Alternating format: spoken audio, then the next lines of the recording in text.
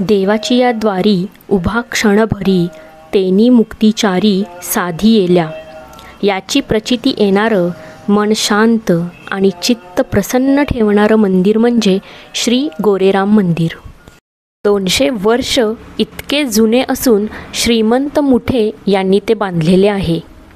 मंदिराची रचना पेशवेकालीन असून संपूर्ण सागवानी लाकडांनी वाडावजा आणि कौलारू स्थापत्य शैलीमधील हे मंदिर आहे.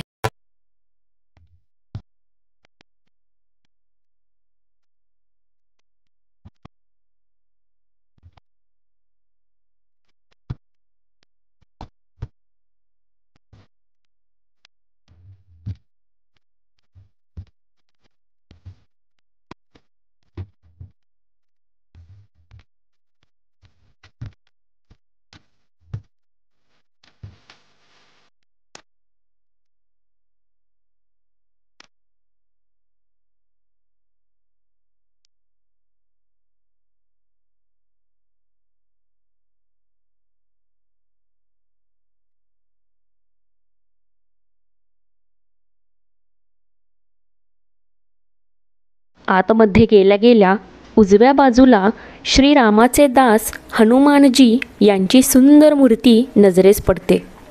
तिचे दर्शन घेऊन समोरच श्रीरामाचे दर्शन मिळते.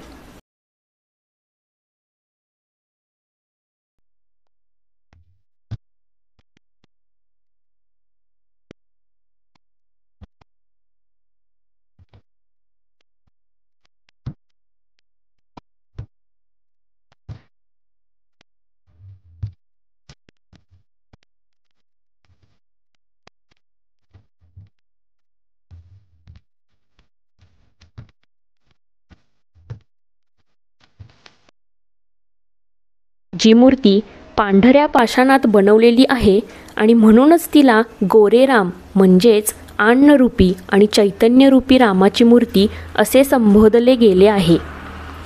अजून एक अशी मान्यता आहे की राम जेव्हा लंकेतून अयोध्याला गेले तेव्हा त्यांना दुधाने अंघोळ घातली होती आणि म्हणूनच ते गोरेराम म्हणून देखील प्रचलित आहेत.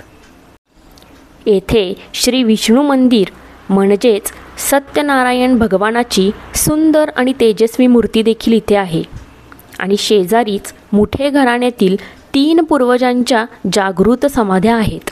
तर रामकुंड केल्यानंतर हे गोरेरामचं दर्शन घ्यायला नक्कीच विसरू नका.